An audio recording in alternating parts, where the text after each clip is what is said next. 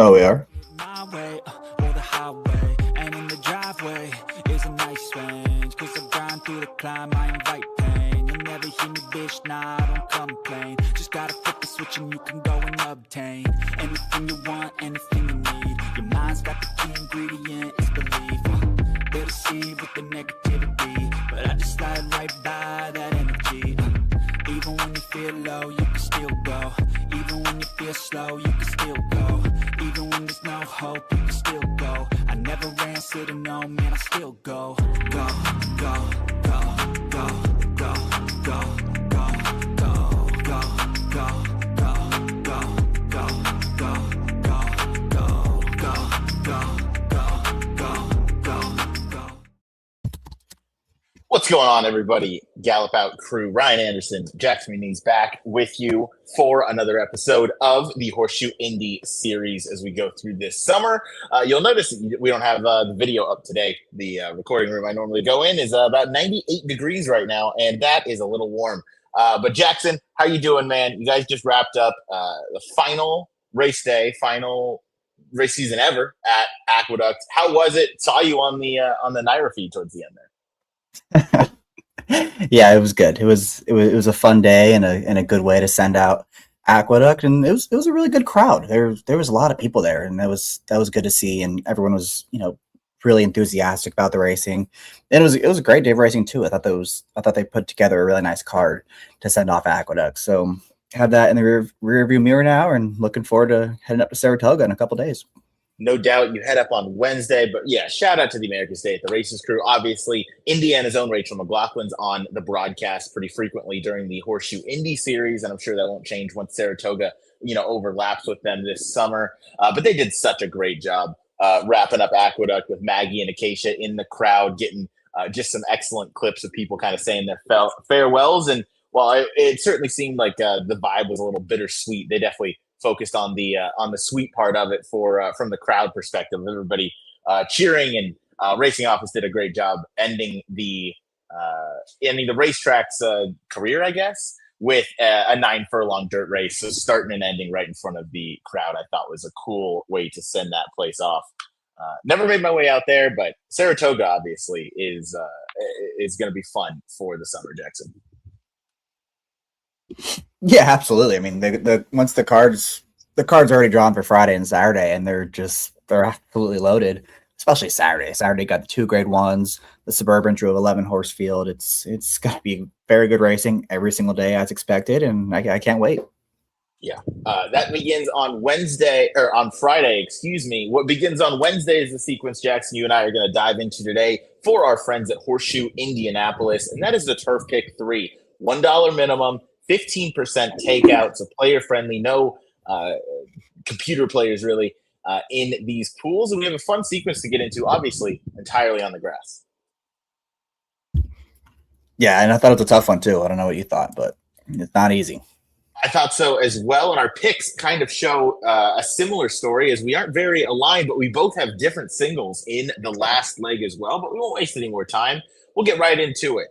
My Turf Pick 3 in the first leg, I'm going to be using the 1 and the 5. Jackson going 2, 5, 7. So, Jackson, we'll start with the 5 because you and I both ended up on a 10-1 shot. What drew you to this runner?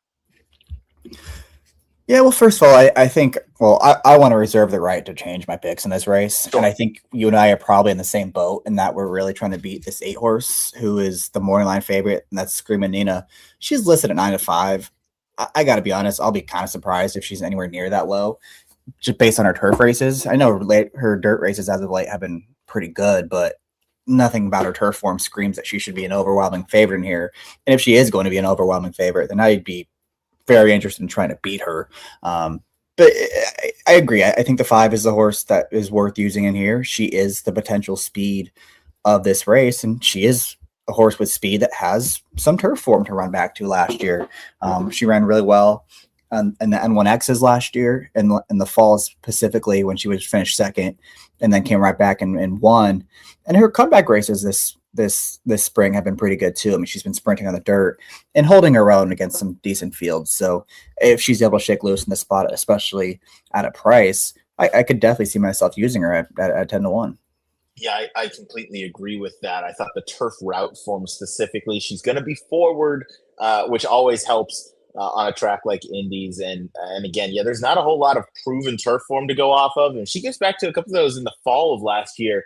That certainly puts her deep into contention. So I thought the same thing. You know, a couple starts to the form cycle, sprinting on the dirt, and now kind of getting to do what she's proven to be best at, and that's going long on the grass. Still versus that allowance company. Go down to the inside. Skipping Justice is another one you wanted to use, Jackson. This one comes in second off the form cycle for a cold trainer, but has some, 3 seconds and thirds. So is there about sometimes? Yeah, the cold trainer is obviously a concern, but I will say this horse has just been in way over her head. In really her last 3 or 4 starts. I mean, she's been 74 to 1, 50 to 1, 40 to 1, and just been in races that are much tougher than the field she is going to face on Wednesday. And it's not like she's been awful in those. I mean, she split the field in a couple of them at a giant number. So I think she's been running. I want to say outrunning her odds, but she's been holding her own, I guess, given what's expected of her in those races. And now she's going to be 4 to 1, 5 to 1, maybe even a little bit lower than that, based on her speed figures. And she does have a big late turn of foot. If this pace really heats up, she'd probably be the one I would want to press up just a little bit. Especially if this price comes down. I think she might be one of the more likely winners of this race. Yeah, she's an interesting one. She definitely is a turf horse, one of the few proven turf horses in this field. And you mentioned that late turn of foot is certainly nice versus a group like this. She might be the only one really come with that closing kick.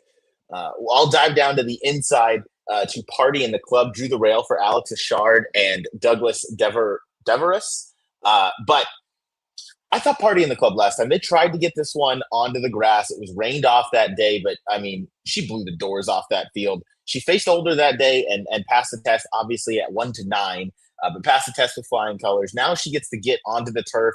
And to me, even though the turf is definitely a question mark, I thought 6 to 1 was very fair. I'm hoping, I at least get above 4 to 1 on this filly because I don't want to take too short a price of her doing something for the first time. But she routed last time for the first time, and she really seemed to show a different gear late and drew away from that field. So my thought is that she likes the 2-turn game, and if she can translate that onto the grass, I think the others could be in a fair bit of trouble here because she really drew away from them. And I know she was 1 to 9, so she absolutely should have, but she did it all the right way. No, that's a good point you bring up about her doing it around 2 turns the first time, because I do remember watching that race. I think we actually might have handicapped that race, and I think the point we brought up was that she was beaten at 1 to 9 twice.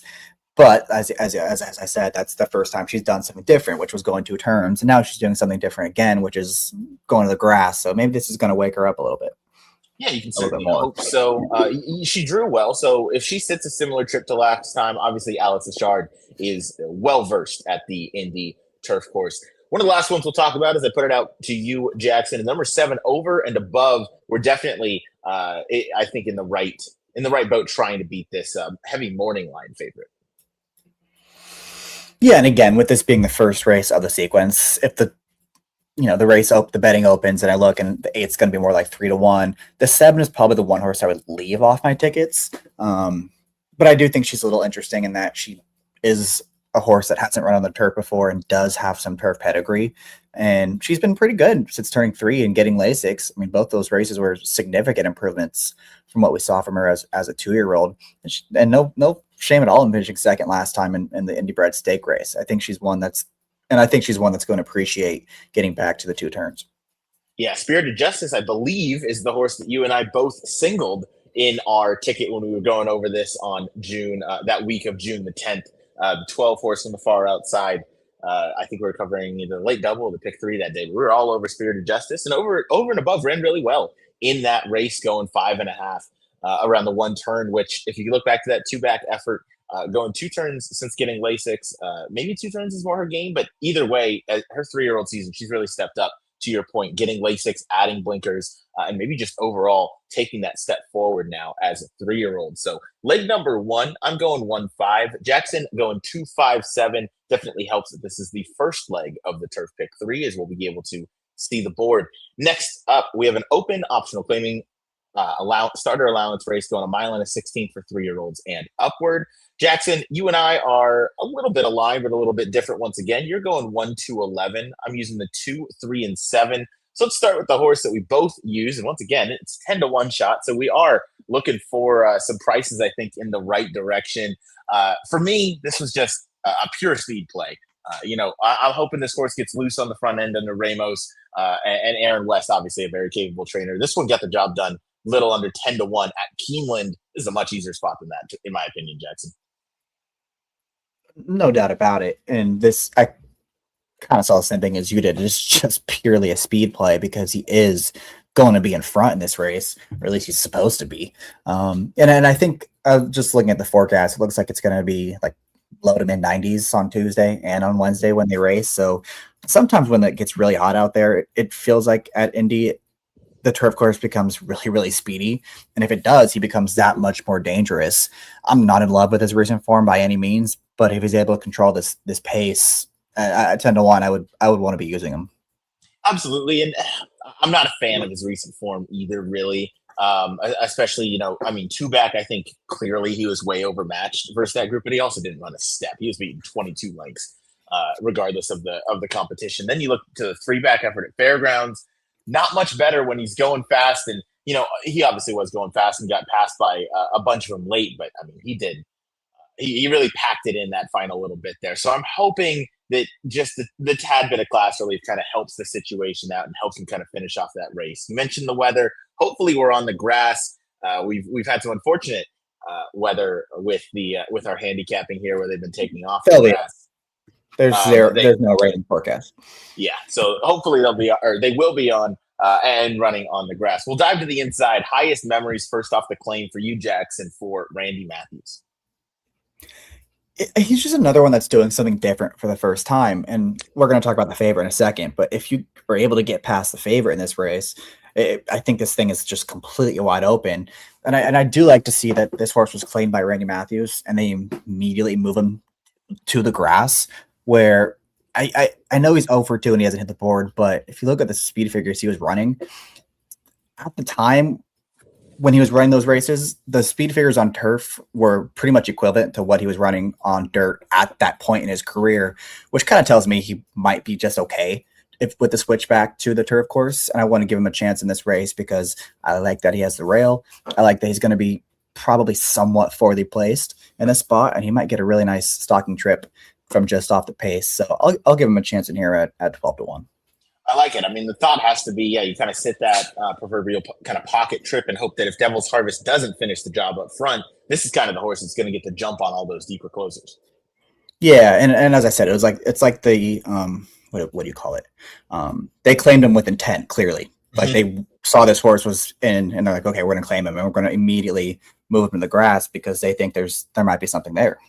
Yeah, without a doubt. We are going to talk about the favorite in just a little bit here. The number 3, Brit's Wit, is another one I wanted to use on my tickets. This one is lost to your favorite in here, Boitano, a couple times. The 2-back effort, much more much stronger of an effort than the one last time out. But that, now he's coming in off a layoff. So clearly something went a little bit amiss because he was a fairly consistent horse before that, given the levels he's been running. So a guy like Mike Maker, he can bring a horse back in good form. You get his top rider at the Indiana circuit and Fernando de la Cruz to take the mount.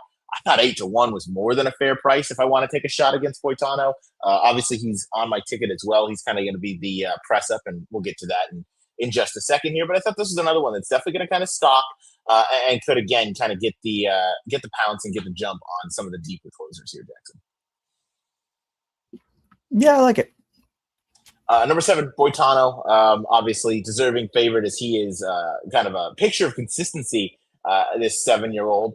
That last effort, though, losing at odds on over this Indiana turf course, and Shankar just blew the doors off this field. Daylighted them by over 4 lengths. Definitely got the jump, but still that's some cause for some concern. This would definitely be my press up in those tickets that I do play in the Turf Pick 3.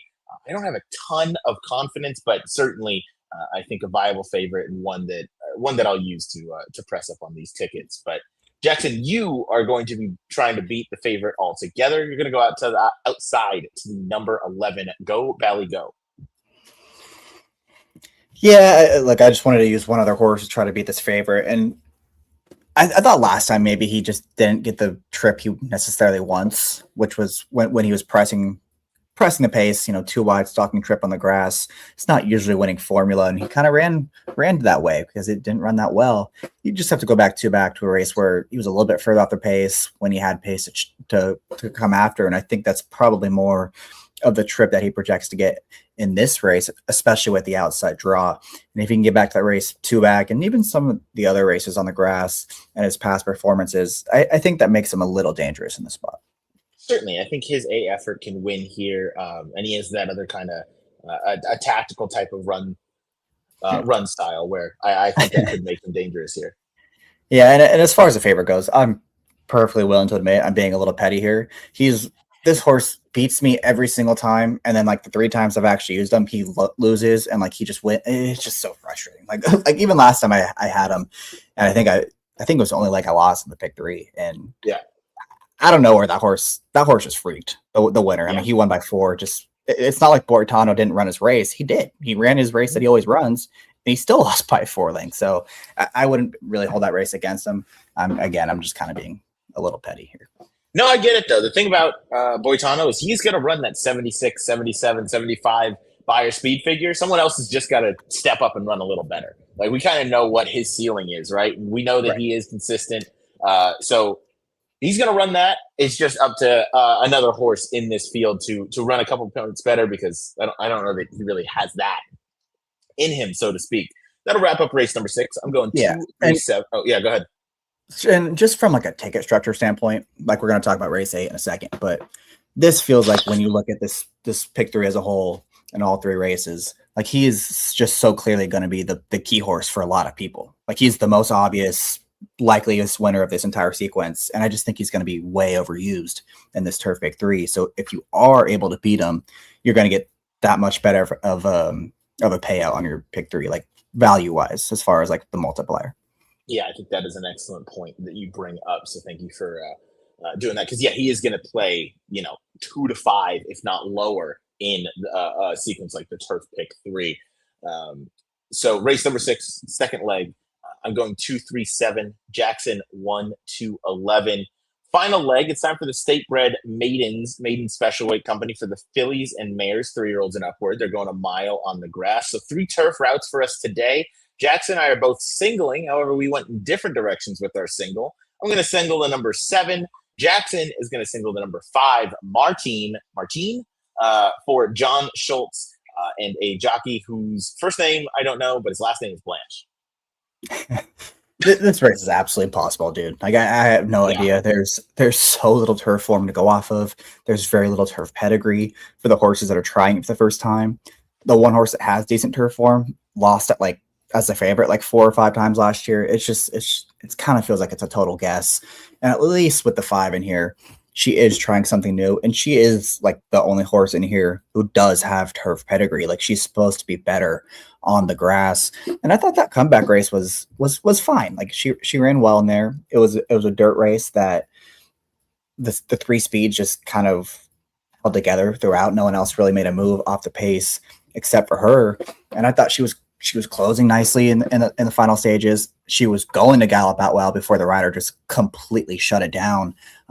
So she just seems like one. Oh, and it looked like watching the race, like she had a little bit of that high knee action, which can sometimes translate to the grass. So I just feel like there's enough things going on here where I think she's going to get better with the switch in surface. I think she's going to get better with going the 2 turns, and it's just going to be her 4th career start and her 2nd off the bench. So I just think there's enough going on here, enough reasons to believe that we might see some improvement. And with everything else that's going on in this race, I'm just going to plant my flag and hope for the best. Yeah, this race is an absolute crapshoot. With her stretching out 2 turns, going on the grass for the first time, where do you envision her pace-wise position throughout the race? Or in the first stages of the race, I should say. I don't think she's going to be close to the pace. She doesn't really have a ton of speed, but maybe the stretch out to 2 turns can bring her a little bit closer, but I'd expect her to be mid-pack-ish. Yeah, I would think about the same, but hey, trying something new for the first time, you're certainly going to get the price that you want. I went to the number 7, Wakari, Finished second to the horse that I like in the first race, and Party in the Club, a race that was rained off of the grass that day. But this one tried something new, going 2 turns for the first time since late in the 2-year-old season, when a 14 buyer, but finished fourth in that race, and has clearly progressed forward into her 3-year-old season now, and produced a career best going the 2 turns last time out. And I guess it was primarily against other turf runners in that maiden field that came off the grass, but she got forward in that race, and that's something that I like to see, and that's something that I think might be to her advantage here. So Burgos and Klopp are going to team up. They do pretty well. 12% at Indy could certainly be better, but I do think pace in a race like this, where there's not a whole lot of proven form, there's not a whole lot of proven closers, not a whole lot of proven anything, really. I felt like the horse that I would want is the horse that's going to be in front, at least give me something to cheer for hopefully about half, 3/4 of the race. And then when they turn for home, we'll see what this horse and the rest of this field have in them in terms of the grass breeding. But I felt like this one was maybe coming into her own a little bit. She's improved at every start through a 3-year-old season. So one I felt semi-comfortable singling in a race that genuinely any of these could win. Yeah, I agree with you. I think she's the horse to beat. I don't know if she's going to be bet that way, and she's certainly the horse to catch. Yeah, not much in this race in terms of reliability. Jackson, at the start of the analysis for this race, we talked about COC, or you mentioned this horse as one that is, maybe the most proven grass horse, but at the same time has lost not once, not twice, not 3, but 4 times on the grass as the favorite. Yeah, she has. I will say, it looks like a lot of those races came on softer turf courses, and you can kind of make a little case that her best races are on the firmer stuff, but not by much. Right, not by much. She's one that I would absolutely want to beat, especially if I'm going to press up a horse like Boitano, or even use that horse in general. I do think COC is probably going to be the favorite once again. I could even see something similar to, her last 2 turf starts, where, in one of those she was odds on, the other close to even money. Jackson, fun sequence though. I always enjoy these Horseshoe Indy sequences, because it's nice. Kind of break during the week. I say break like we're looking at no races, but we're looking at competitive turf racing that we have going on throughout the week. And Indy's always fun. We got to promote these player friendly 15% takeout wagers. Yeah, I agree. I really do like Indy. I think their product continues to get better and better every year, and this is the bet I like. I like this Turf Pick 3. I think there's a lot of good value in it, and I don't really think you need to necessarily spend a ton of money to get alive to a nice score. I completely agree with that. I think if you structure your tickets correctly, you can get alive to a nice score, beat a couple favorites along the way. I think you'll be in good shape. Jackson, you and I are going to try and get some content out later on this week once you're up at Saratoga to cover Saratoga racing right here on the Gallop Out on In the Money. But this has been the Turf Pick 3 coverage for Wednesday, July 1st. One more time through the tickets, I'm going 1-5 with 2-3-7, and then get a single to 7. Jackson going 2-5-7 with 1-11 with a single of the 5 in the last race. My ticket going to be $6 with that $1 base. Jackson going with the $9 ticket. Play the ticket exactly how you see it. Press it up. Whoa, play a little different. What? Is my ticket more expensive than yours? Your ticket is that is a more first? expensive than mine. That might be a first. That might be the first time in the 100 shows we've done. Wow. I think so. So there is a first time for everything. Hopefully you guys tag along with us, play this Turf Pick 3, and get some money of your own. Hopefully, Jackson, one of us are right with our singles, but again, any of those horses could win the last. And that's what you get at Indy. It's competitive fields. It's fun racing. So be sure to play along on whatever you use. And we will see you guys here on the next episode of the Gallop Out. Jackson Muniz, I'm Ryan Anderson. Thank you guys for watching.